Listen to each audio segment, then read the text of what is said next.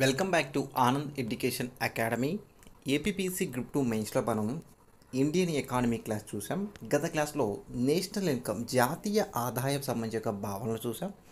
ఈ జాతీయ ఆదాయం నేషనల్ ఇన్కమ్ యొక్క క్లాస్లో గత క్లాస్లో కూడా కంప్లీట్ చేసుకుంది. ఈ క్లాస్లో క్లాస్ 2లో కొంతవరకు కంప్లీట్ చేసుకొని ఇంకా మూడవ క్లాస్లో కొంతవరకు ఉంది. ఆ టాపిక్తో జాతీయ ఆదాయాన్ని నేను నెక్స్ట్ క్లాస్లో కంప్లీట్ చేయడం జరుగుతుంది.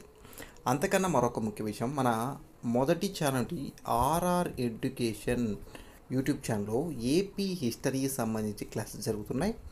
ఈ క్లాసెస్ సంబంధించి పీడిఎఫ్ మనకు టోటల్ ఏన్షియంట్ పార్ట్ ఏపీ హిస్టరీలో మనకు ఏన్షియంట్, మిడివల్ అనే మోర్ అనే 3 టాపిక్స్ ఉంటాయి. ఈ 3 టాపిక్స్ సంబంధించినటువంటి ఏన్షియంట్ పార్టు మరియు కొంత మోడర్న్ పార్ట్తో టోటల్గా ఒక 12 టాపిక్స్ మీకు ₹281 మీకు పీడిఎఫ్ ప్లస్ కంటెంట్ ప్లస్ మరియు ప్రాక్టీస్ బిట్స్తో మీకు ప్రొవైడ్ చేయడం జరుగుతుంది. మీలో ఎవరైనా ఈ పీడిఎఫ్స్ కావాలి అనుకుంటే 6300498822లో కాంటాక్ట్ అవ్వచ్చు. 6300498822లో కాంటాక్ట్ అవ్వచ్చు. ఏపీ హిస్టరీ టోటల్గా ఏపీ హిస్టరీ క్లాస్ మొత్తం మనకు ఫ్రీగా ప్రొవైడ్ చేస్తాను. పీడిఎఫ్స్ వరకు మీకు మనీ పే చేయాల్సి వస్తుంది. చూడండి, మన క్లాసెస్ మొత్తం చాలా కంటెంట్ మనం ఇచ్చే sources PDF BSL Hanumantharao, P Raghunatharao sir books మరియు తెలుగు అకాడమీ మరియు ఎంఏ ఏపీ హిస్టరీ బుక్స్తో మీకు పీడిఎఫ్ ప్రొవైడ్ చేయడం జరుగుతుంది. ఓకే, చెప్పాను కదా, టోటల్ పీడిఎఫ్స్ కనుక ₹281 మీకు ప్రొవైడ్ చేయడం జరుగుతుంది. Okay, let's class start. జాతీయ ఆదాయం క్లాస్ 2లో ఉంది. జాతీయ ఆదాయం నిర్వచనాలు. జాతీయ ఆదాయం యొక్క నిర్వచనంలో కొంతమంది శాస్త్రవేత్తలతో ఆర్థికవేత్తలు నిర్వచనాలు ఇవ్వడం జరిగింది. వాటి ముందుగా సహజ వనరులు మరియు ఉత్పత్తి సహాయంచే ఉత్పత్తి చేయబడి విలువను జాతీయ ఆదాయం అని ఆల్ఫ్రెడ్ మార్షల్ పేర్కొన్నారు. గత ఎగ్జామ్లో అడగడం జరిగింది. ఈ నిర్వచనాలు కూడా వెరీ వెరీ ఇంపార్టెంట్. సహజ వనరులు మరియు ఉత్పత్తి సహాయంచే ఉత్పత్తి చేయబడి విలువను జాతీయ ఆదాయం అంటారని పేర్కొన్న వారు ఎవరు? Alfred martial.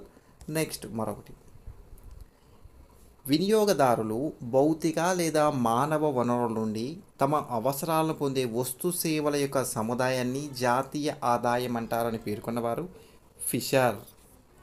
వినియోగదారులు భౌతిక లేదా మానవ వనరుల నుండి తమ అవసరాలను పొందే వస్తు సేవల యొక్క సముదాయాన్ని జాతీయ ఆదాయం అంటారని చెప్పిన వారు ఎవరు? ఫిషర్గా చెప్పవచ్చు. నెక్స్ట్, ద్రవ్యంతో కొలవడానికి వీలై విదేశాల నుండి లభించే నికర ఆదాయంతో సంఘానికి అనగా సమాజానికి ప్రాప్తించే ఆదాయాన్ని జాతీయ ఆదాయం అంటారని పేర్కొన్నవారు పిగు. గత ఎస్ఐ ఎగ్జామ్లో రావడం జరిగింది. ద్రవ్యంతో కొలవడానికి వీలై విదేశాల నుండి లభించే నికర ఆదాయంతో సంఘానికి లేదా సమాజానికి ప్రాప్తించే ఆదాయాన్ని జాతీయ ఆదాయం అంటే పేర్కొన్నవారు పిగు పేర్కొన్నారు. ఆచార్య పిగు అంటారు.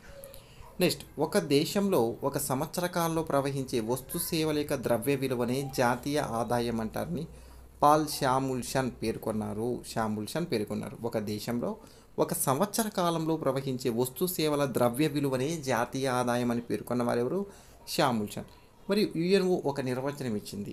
ఒక సంవత్సరంలో ఉత్పత్తి అయిన వస్తు సేవల యొక్క విలువ యొక్క మొత్తాన్నే జాతీయ ఆదాయం అని పేర్కొన్న వారు ఎవరు? యుఎన్ఓ. ఇంపార్టెంట్ మనకి.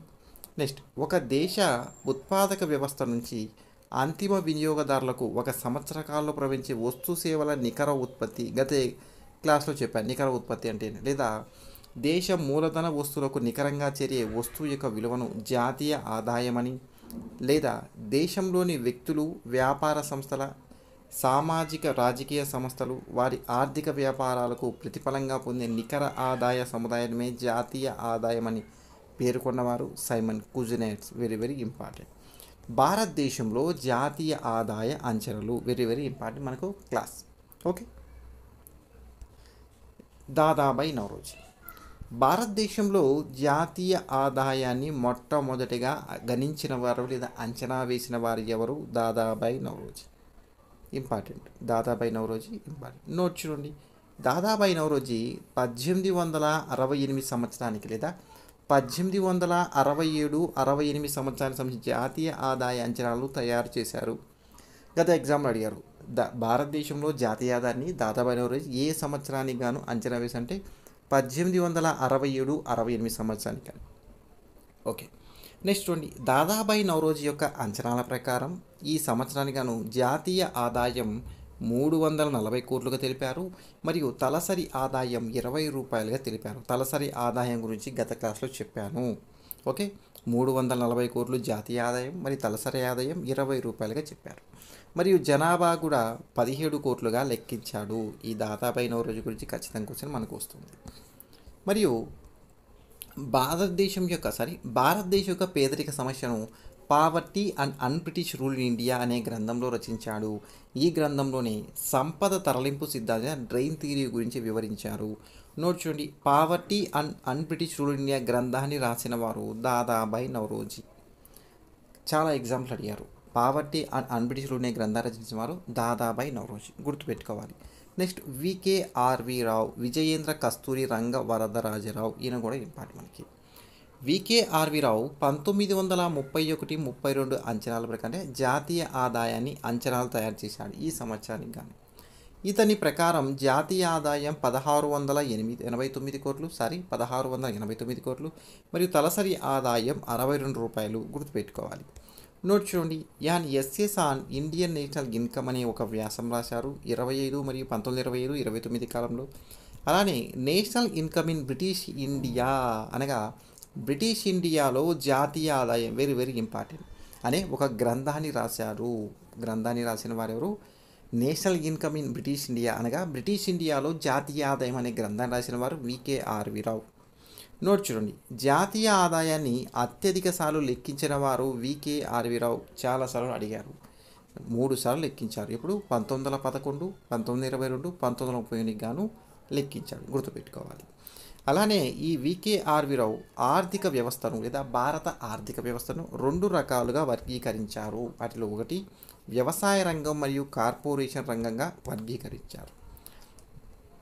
ఓకే, జాతీయాన్ని అత్యధిక లెక్కించిన వారు ఎవరు? వికేఆర్వి రావు, గుర్తుపెట్టుకోవాలి మనం. ఓకే, మొదటిది వ్యవసాయ రంగం.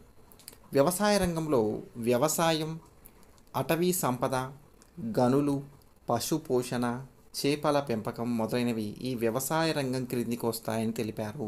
వికేఆర్వి రావు యొక్క ప్రకారం ఆర్థిక వ్యవస్థ 2 రకాలుగా వర్గీకరించారు. వాటిలో మొదటి వ్యవసాయ రంగం, 2 కార్పొరేషన్ రంగం. వ్యవసాయ రంగంలో వ్యవసాయము, అటవీ సంపద, గనులు, పశుపోషణ, చేపల పెంపకం అనేవి ఈ వ్యవసాయ రంగం కిందకి వస్తాయి. రెండవది కార్పొరేషన్ రంగం అనగా పరిశ్రమలు మరియు నిర్మాణం మరియు వ్యాపారం, రవాణా మరియు ప్రభుత్వ సేవలు. పరిశ్రమలు, నిర్మాణం, వ్యాపారం, బిజినెస్ అంటాం కదా, వ్యాపారం, రవాణా మరియు ప్రభుత్వ సేవలు ఈ రంగం కిందికి అనగా కార్పొరేషన్ రంగం కిందికి వస్తాయని ఈ వికేఆర్వి రావు తెలిపారు. ఈయన వ్యవసాయ రంగంలో ఉత్పత్తి మదింపు పద్ధతి ద్వారా, కార్పొరేషన్ రంగం మరియు వ్యవసాయ రంగంలో ఉత్పత్తి మదింపు పద్ధతి ద్వారా, కార్పొరేషన్ రంగంలో ఆదాయ మదింపు పద్ధతి ద్వారా జాతీయ ఆదాయాన్ని గణించారు. ఇక్కడ ప్రింట్ మిస్టేక్ అయింది మనకు. ఆదాయ మదింపు పద్ధతి ఉత్పత్తి రంగంలో, వ్యవసాయ రంగంలో ఉత్పత్తి మదింపు పద్ధతి, కార్పొరేషన్ రంగంలో ఆదాయ మదింపు ద్వారా జాతీయ ఆదాయాన్ని గణించాడు, గుర్తుపెట్టుకోవాలి. నెక్స్ట్ క్లాస్లో ఈ ఉత్పత్తి మదింపు పద్ధతి అంటే ఏంటి మరియు ఆదాయ మదింపు పద్ధతి మీకు క్లారిటీగా చెప్పడం జరుగుతుంది. ఓకే, నోట్ చూడండి, వికేఆర్వి రావు యొక్క జాతీయ ఆదాయాన్ని యొక్క గణనను శాస్త్రీయ విధానంగా భావిస్తారు. ఇక్కడ చూడండి, భారతదేశంలో జాతీయ ఆదాయం లెక్కించిన వారి యొక్క ఇంపార్టెన్స్ కూర్చున్నాం. మొదటి వ్యక్తి కొంతమంది చెప్తాను, మనకు అంతమంది అవసరం లేదు, కొన్ని ఇంపార్టెంట్ పాయింట్స్ ఎగ్జామ్ వరకు చూద్దాం. మొదటి వ్యక్తి జాతీయ ఆదాయాన్ని ఇచ్చిన వాడు దాదాబాయి నౌరోజీ. ఇప్పుడు 1868. ఈయన ప్రకారం 344 కోట్లు జాతీయ ఆదాయం అనేది. తలసరి ఆదాయం 20 రూపాయలు. Okay, next second lord Curzon. ఈయన 1897, 1898గా లెక్కించారు. ఈయన ప్రకారం జాతీయ ఆదాయం 675 కోట్లు, తలసరి ఆదాయం 30 రూపాయలు. Next William Digby. ఈయన 1898, 99 లెక్కించారు. ఈయన ప్రకారం 390 కోట్ల జాతీయ ఆదాయం, తలసరి ఆదాయం 17 రూపాయలు. నెక్స్ట్ వికేఆర్వి రావు ఇంపార్టెంట్ మనకి. ఇక్కడ దాదాబాయి నౌరోజీ ఇంపార్టెంట్, వికేఆర్వి రావు ఇంపార్టెంట్. ఈయన 1931, 32 లెక్కించారు. ఈయన ప్రకారం 1689 కోట్ల జాతీయ ఆదాయం, 62 రూపాయలు తలసరి ఆదాయం. నటరాజన్ ప్రకారం ఈయన 1938, 39 లెక్కించారు. 1482 కోట్లు జాతీయ ఆదాయం, 67 రూపాయలు తలసరి ఆదాయం. నెక్స్ట్ ఇంపార్టెంట్వి చెప్తాను చూడండి. వాణిజ్య మంత్రిత్వ శాఖ ప్రకారం ఈయన భారత వాణిజ్య మంత్రిత్వ శాఖ వారు 1945 లెక్కించారు. వీరి ప్రకారం భారత జాతీయ ఆదాయం వచ్చేసి 6,234 కోట్లు, తలసరి ఆదాయం 109 రూపాయలుగా లెక్కించారు. వీటిలో మీరు గుర్తుపెట్టుకోవాల్సింది దాదాబాయి నౌరోజీ ఒకటి, వికే ఆర్వీరావు ఒకటి, వాణిజ్య మంత్రిత్వ శాఖ. ఈ 3 గుర్తుపెట్టి సరిపోతుంది. నెక్స్ట్ జాతీయ ఆదాయ అంచనాల కమిటీ, వెరీ వెరీ ఇంపార్టెంట్ మనకి. భారత ప్రభుత్వం 1949లో గత ఎగ్జామ్లో అడిగారు. భారత ప్రభుత్వం ఎవరి అధ్యక్షతన జాతీయ ఆదాయ అంచనాల కమిటీని ఏర్పాటు చేశారని ఒకసారి అడిగారు. నెక్స్ట్ ఏ సంవత్సరంలో కూడా అడిగారు. కాబట్టి భారత ప్రభుత్వం 1949లో పిసి మహోల్లబిస్ అధ్యక్షతన, గుర్తుపెట్టుకోవాలి ఎవరి అధ్యక్షతన, పిసి మహోల్లబిస్ అధ్యక్షతన ఈ జాతీయ ఆదాయ కమిటీని మరియు ఏర్పాటు చేసింది 1949లో. అయితే ఈ జాతీయ ఆదాయ అంచనాల కమిటీలో సభ్యులు డిఆర్ గాడ్గిల్ మరియు వికే ఆర్వీరావు, అనగా 1+2 ఏదైనా అధ్యక్షతన ఏర్పాటు చేసింది. పిసి మహోల్లబిస్ అధ్యక్షుడు, సభ్యులు డిఆర్ గాడ్గిల్ మరియు వికే ఆర్వీరావు చెప్పవచ్చు. ఈ జాతీయ ఆదాయ కమిటీ యొక్క అంచనా కమిటీ జాతీయ ఆదాయాన్ని 1948 మరియు 49 ధరల్లో లెక్కించింది, గుర్తుపెట్టుకోవాలి. ఈ కమిటీ ప్రకారం జాతీయ ఆదాయం 87,105 కోట్లుగాను, తలసరి ఆదాయం 225 రూపాయలుగా లెక్కించింది, గుర్తుపెట్టుకోవాలి. ఈ కమిటీ మొట్టమొదటిసారిగా దేశం మొత్తానికి జాతీయ ఆదాయాన్ని శాస్త్రీయ పద్ధతిలో లెక్కించింది. మరియు ఈ జాతీయ ఆదాయ కమిటీకి సహకరించిన ఇతర అంతర్జాతీయ ఆర్థికవేత్తలు సైమన్ కుజ్నెట్స్ మరియు స్టోన్ అనే వ్యక్తులు, గుర్తుపెట్టుకోవాలి. ఈ కమిటీ తన మొదటి నివేదికను 1951లో సమర్పించగా మరియు చివరిగా నివేదికను 1954లో సమర్పించింది. నోట్ చూడండి ఇక్కడ. ఈ జాతీయ 1949లో పిసి మహోల్లబిస్ అధ్యక్షతన ఏర్పాటు చేయని జాతీయ ఆదాయ కమిటీనే 603 హై పవర్ ఎక్స్పర్ట్ కమిటీ అంటారు. Very very important. ఓకే. మొదటి సాంఘిక గణను 1940లో మిడ్ అనే స్టోన్ అనే ఆర్థికవేత్తలు ప్రవేశపెట్టారు. ఓకే. సిఎస్ఓ, దీన్ని సెంట్రల్ స్టాటిస్టిక్ ఆఫీస్ లేదా కేంద్ర గణాంక సంస్థ అంటారు. గత క్లాస్లో చెప్పడం జరిగింది.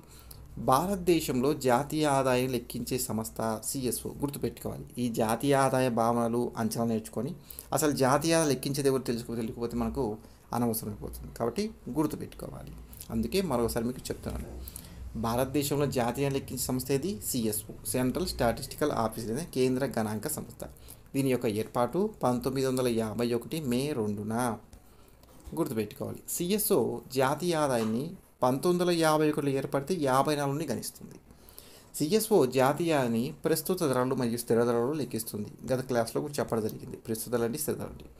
నోట్ చూడండి. 2019 మే 23న భారత ప్రభుత్వం ఎన్ఎస్ఎస్ఓ, నేషనల్ శాంపిల్ సర్వే ఆర్గనైజేషన్ను సిఎస్ఓ, సెంట్రల్ స్టాటిస్టికల్ ఆఫీస్తో విలీనం చేసి నేషనల్ స్టాటిస్టికల్ ఆఫీస్గా, అనగా సిఎస్ఓ నౌ ప్రెజెంట్ ఎన్ఎస్ఓగా మారింది, గుర్తుపెట్టుకోవాలి. ఓకే. సిఎస్ఓ ఆర్థిక వ్యవస్థను 3 రంగాలుగా విభజించింది. ఇందాక వీకేఆర్ 2 రంగాలు చెప్పాం కదా, వీరు 3 రంగాలుగా. వాటిలో మొదటిది ప్రాథమిక రంగం, ద్వితీయ రంగం, తృతీయ రంగం. ఈ 3 రంగాలు కూడా ఖచ్చితంగా మనం గుర్తుపెట్టుకోవాలి, ఈ పదజాలాలన్నీ కూడా. ఓకే. పలా రంగం ఇచ్చి ఇదే రంగానికి చెందిన అడుగుతారు. మొదటిగా ప్రాథమిక రంగం. ఈ ప్రాథమిక రంగంలో వ్యవసాయం, పశు సంపద, అటవీ సంపద, మత్స్య లేదా చేపల సంపద, మత్స్యమన్న చేపల 2 ఒకటి, గుర్తుపెట్టుకోవాలి. మత్స్య లేదా చేపల సంపద, గనులు మరియు క్వారీలు, వీటన్నిటిని కలిపి ప్రాథమిక రంగంగా పేర్కొన్నారు. ఇవన్నీ కూడా ఇంపార్టెంటే. వ్యవసాయము, పశు సంపద, అటవీ సంపద, మత్స్య లేదా చేపల పెంపకం లేదా సంపద అడుగుతారు. ఏం సార్ నువ్వు సంపద చెప్పి అక్కడ పెంపకం ఉందని చెప్పొచ్చు, గుర్తుపెట్టుకోవాలి. వ్యవసాయము, పశు సంపద, అటవీ సంపద, మత్స్య సంపద లేదా చేపల సంపద, గనులు మరియు క్వారీలు ఇవన్నిటి కలిపే ప్రాథమిక రంగంగా పేర్కొంటారు. గత ఎగ్జామ్లో కూడా అడిగారు, ప్రాథమిక రంగం కానిది అయినది అని అడుగుతారు. నోట్ చూడండి. వ్యవసాయము, పశు సంపద, అటవీ సంపద, మత్స్య లేదా చేపల సంపద, ఈ 3 ఉపరంగాలను కలిపి వ్యవసాయ రంగం అంటారు. ప్రాథమిక రంగంలో ఈ భాగాలు వ్యవసాయము, పశు సంపద, అటవీ సంపద, మత్స్య లేదా చేపల సంపద అనేవి ఉపరంగాలు. ఈ ఉపరంగాలను కలిపి వ్యవసాయ రంగం పేర్కొంటారు. వ్యవసాయ రంగము గనులు, క్వారీలు అనే భాగము కాదు. ఇవి ఎట్లవుతాయి? పరిశ్రమలకు సంబంధించినవి కదా. వ్యవసాయ రంగంలో గనులు మరియు క్వారీలు భాగము కాదు, గుర్తుపెట్టుకోవాలి. 1-2 సార్లు చూడండి లేదా వినండి, అర్థమవుతుంది. నెక్స్ట్ ద్వితీయ రంగం. ద్వితీయ రంగంలో తయారీ రంగం, దీన్ని మ్యానుఫ్యాక్చరింగ్ సెక్టార్ అంటారు. ఈ తయారీ రంగంలో మరలా రిజిస్టర్డ్ అయినటువంటి మ్యానుఫ్యాక్చర్ సెక్టర్ మరియు అన్రిజిస్టర్డ్ మ్యానుఫ్యాక్చర్ రంగం ఉంటాయి. దీనిలో ద్వితీయ రంగంలో విద్యుత్తు, గ్యాసు, నీటి సరఫరా, నిర్మాణ రంగం, దీనిలో పట్టణ నిర్మాణ రంగం మరియు గ్రామీణ నిర్మాణ రంగం వీటన్నిటి కలిపే ద్వితీయ రంగంగా పేర్కొంటారు.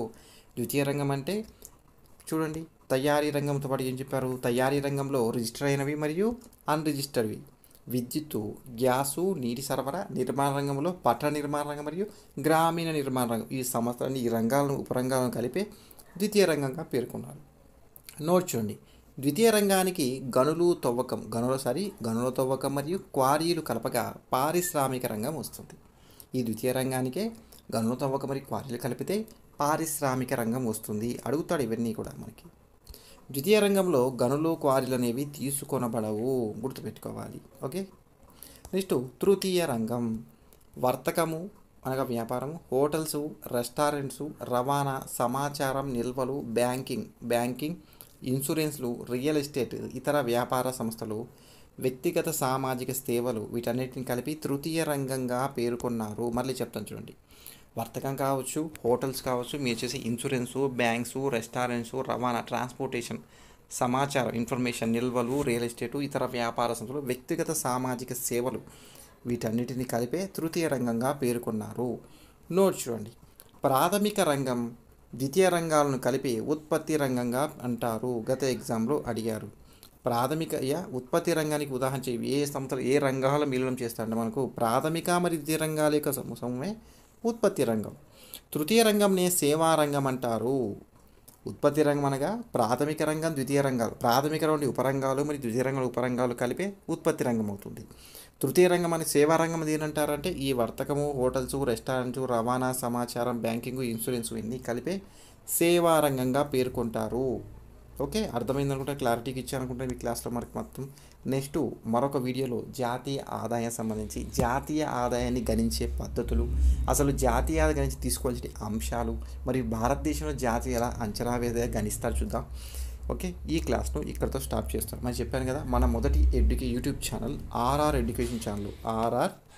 ఎడ్యుకేషన్ ఛానల్ డిస్క్రిప్షన్లో లింక్ ఇస్తాను చూడండి. మన channel link. AP history classes జరుగుతున్నాయి. ఏపీ హిస్టరీ క్లాసెస్ గ్రూప్ 2 సిలబస్తో అనుగుణంగా గ్రూప్ 2 సిలబస్ ఏమి చేశారో ఆ టాపిక్స్ మాత్రమే చెప్తున్నాను. ఈ టాపిక్స్ మీకు ఇప్పటివరకు టోటల్ 12 టాపిక్స్ పూర్తి చెప్తాను చూడండి. ఈ టాపిక్స్ మీకు 281 రూపాయలకి మీకు పీడిఎఫ్ ప్రొవైడ్ జరుగుతుంది. కావాలి అంటే 6300498822లో కాంటాక్ట్ అవ్వచ్చు. కంటెంట్ చూడండి, కంటెంట్ మాత్రం గ్రూప్ 2 సిలబస్ ఏం తగ్గనని చెప్తాను చూడండి. కేవలం 75 మార్కులకు ఉంది. 75 మార్కులు వచ్చే విధంగా పూర్తి content BSL Hanumantharao Telugu academy books మరియు రఘునాథన్ బుక్స్తో మీకు కంటెంట్ ఇవ్వడం జరుగుతుంది. ఓకే, ఈ వీడియో మీకు నచ్చితే లైక్ అండ్ షేర్ చేయండి. మన ఛానల్ తప్పకుండా సబ్స్క్రైబ్ చేసుకోండి. Thank you for watching. Have a nice day. Keep smiling.